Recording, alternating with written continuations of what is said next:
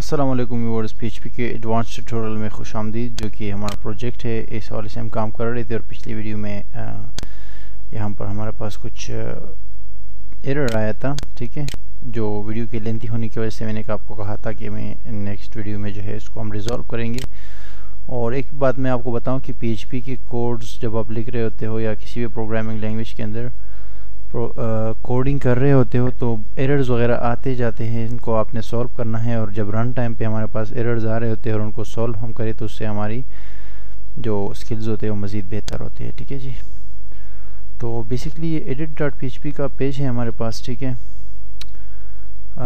तो इस पे हमारे पास यहाँ पर जो हम इमेज अपलोड कर रहे थे, ठीक है, तो इसी हवाले से एरर आ रहा है यहाँ पर कि इमेज आपकी अपलोड नहीं हो रही। ठीक है, इस फोल्डर पे। तो जैसे कि मैंने आपको कहा था कि हम अगर हमारा फोल्डर जो है वो हमारे जो जिस फाइल पे हम कोड कर रहे हैं, अगर हमारा जो फोल्डर जो हम रेफरेंस के तौर पे दे रहे हैं अगर वो किसी और जगह पे है तो फिर हम ये डबल डॉट लगाते हैं, डबल डॉट और स्लैश। इसका मतलब होता है कि द फोल्डर है वो आउट ऑफ डायरेक्टरी है, यानी कि इस डायरेक्टरी के बाहर है। ठीक है, तो जैसे कि यहाँ पर मलाला का फोल्डर है हमारे पास जो इमेजेस का फोल्डर है, इसमें इमेजेस सेव हो रही है, वो यहाँ पर मलाला के मेन फोल्डर में, हमारे वेबसाइट के मेन फोल्डर में है। और एडमिन के अंदर जो है हमारे पास यहाँ भी इमेजेस का फोल्डर है, लेकिन ये है कि इसको हम वो डिलीट कर देते हैं। ठीक है जी, और डिलीट करने के बाद जो है इसको हमने यहाँ पर वो किया था, ऐड किया था, लेकिन इसको हम डिलीट कर देते हैं बिकॉज हमें इसमें सारे इमेजेस सेव करनी है, ताकि क्योंकि शुरू की जो इमेजेस है वो सारी वेबसाइट पे भी वहाँ से हम शो कर रहे हैं। ठीक है, और एडमिन पैनल में भी जो हमारे पास व्यू पोस्ट का वो है सेक्शन है, उसमें भी हम उसी इमेजेस के फोल्डर से जो है इमेजेस को शो कर रहे हैं। ठीक है, तो हम यहाँ से ये मलाला जो है हटा देंगे। ठीक है, और जस्ट ये इमेजेस कर देंगे। ठीक है जी, कि इमेजेस का फोल्डर है हमारे पास लेकिन आउट ऑफ डायरेक्टरी है। ठीक है जी, आउट ऑफ डायरेक्टरी मीन्स कि ये दो डॉट्स और एक बैकस्लैश का मतलब है कि इस फोल्डर के बाद दूसरा फोल्डर है, उसमें हमारे पास जो है वो है, यानी कि फोल्डर है इमेजेस का, वहाँ पर जो इस इमेज को अपलोड करो। और हम डेटा को यहाँ पर अपडेट कर रहे हैं। ठीक है, ये आपको पिछली वीडियो में वो मैंने बताया था। इसमें एक चीज़ जो है हम चेंज कर लेते हैं, यहाँ से जो है इसको हटा देते हैं ये अलर्ट बॉक्स को, और एक को में जो है ये विंडो कर देते हैं इसको। ठीक है जी, मतलब ये विंडो ओपन करते हैं। ठीक है, और रीडायरेक्ट करते हैं इस बंदे को, और यहाँ पर एक गेट बनाते हैं। ठीक है जी, अपडेटेड के नाम से, और इसको इक्वल करते हैं। ठीक है, पोस्ट हैज़ बीन अपडेटेड। ठीक है जी, कंट्रोल एस करके सेव करते हैं, और अभी आके यहाँ पर रिफ्रेश करते हैं इस पेज को, चूँकि वही पेज है, तो ये एरर्स हट गए। ठीक है जी, और यहाँ पर आते हैं, ये आप देख सकते हैं कि ये आपका जो है ये इमेज यहाँ पर शो हो गई है। ठीक है, यानी जो आपने अपडेट की थी। और आप अपने मेन पेज पे आएंगे, यहाँ पर रिफ्रेश करेंगे, यानी कि जो वेबसाइट है हमारी वहाँ पर भी ये डेटा जो वहाँ ये हमने चेंज किया है, तो ये यहाँ पर भी जो है लाजमी तौर पे अपडेट होगा इस हमारी मेन वेबसाइट पर। ठीक है, रिफ्रेश करता हूँ मैं इसको। ठीक है, तो यहाँ पर आपको दिखाता हूँ, ये हमारा लेटेस्ट पोस्ट है। देखो, ये इसको हमने वहाँ पर चेंज किया था, तो ये यहाँ पर भी चेंज हो गया है। ठीक है जी, तो बेसिकली एक बार फिर जो है हम आते हैं और अपने इसमें जो है किसी पोस्ट को, ये जो शुरू का पोस्ट है इसमें पिक्चर है और ये डेटा है, इसको हम जो है यहाँ से एडिट करते हैं। एडिट पे क्लिक किया तो एडिट में हमारे पास सारा जो ऑलरेडी डेटा है वो आ गया है यहाँ पर। ठीक है, आप देख सकते हैं ये कंटेंट है, और यहाँ पर ये जो इसका टाइटल है। ठीक है, मैं लिखता हूँ कि Malala is now better with health.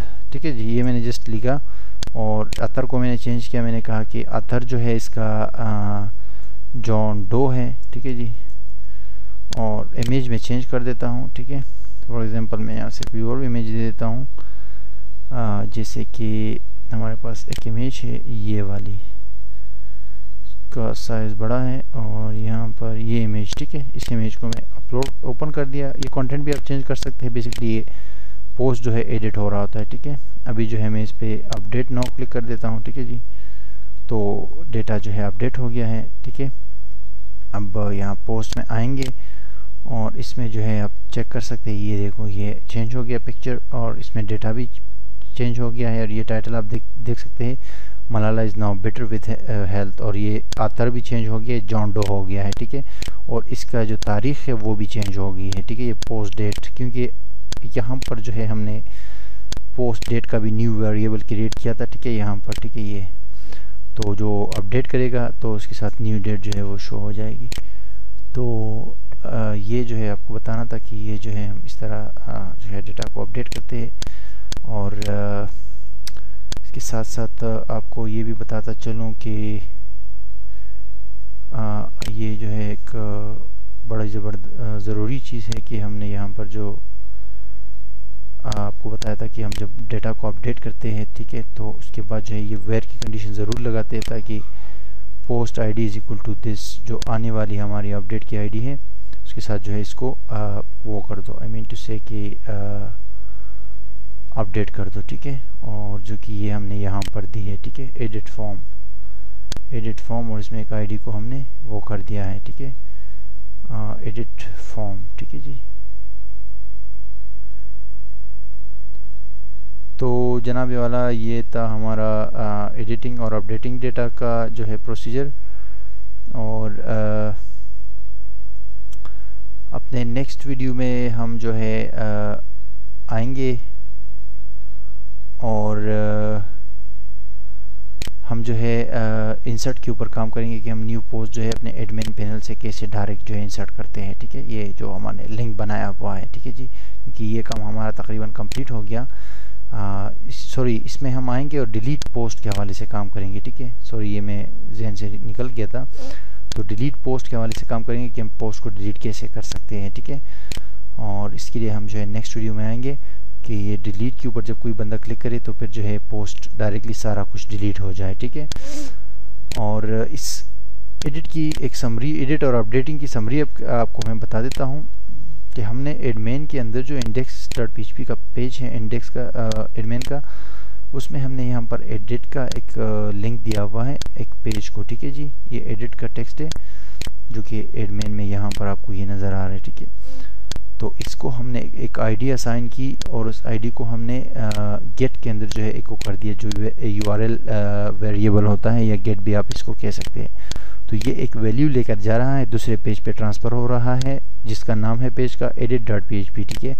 वहाँ पर जो है ये हमारा इस स्पेसिफिक ख़ास आईडी को लेकर जा रहे हैं, ठीक है, जो कि हम यहाँ पर आ रहा है ये पेज edit.php पे। यहाँ पर फिर हमने क्या कहा कि उसको हमने इंक्लूड कर दिया पूरी इस पेज को, ताकि उस स्टाइल हमारा वही रहे। उसके बाद कनेक्शन को अब वो किया और फिर जो है एडिट आईडी का एक न्यू लोकल वेरिएबल बनाया, उसमें स्टोर कर दिया उस एडिट को जो कि वहाँ से हमारे पास आ रहे थे। और फिर हमने क्यूरी में कहा कि सेलेक्ट कर लो सारा डेटा पोस्ट से, जहाँ पर post ID is equal to ये आने वाले आईडी के बराबर हो, क्योंकि एक स्पेसिफिक रिकॉर्ड हम चाहते हैं कि वो आ जाए। उसके बाद हमने उस क्यूरी को रन कर दिया और उसके बाद हमने वाइल के ज़रिए तमाम डेटा उठाया और उसके बाद जो है जनाब हमने यहाँ पर नीचे आके उसको दोबारा शो करवाया, यानी कि एक उसके ज़रिए, ठीक है, ये जो वैल्यू है, ठीक है, वैल्यू के एट्रीब्यूट के ज़रिए उसके अंदर हमने PHP के ज़रिए तमाम फील्ड्स में डेटा जो है वो डिस्प्ले करवाया, एको करवाया, ताकि वो जो है जब हम उस पर क्लिक करें तो वो डेटा हमें फॉर्म की सूरत में मिल जाए।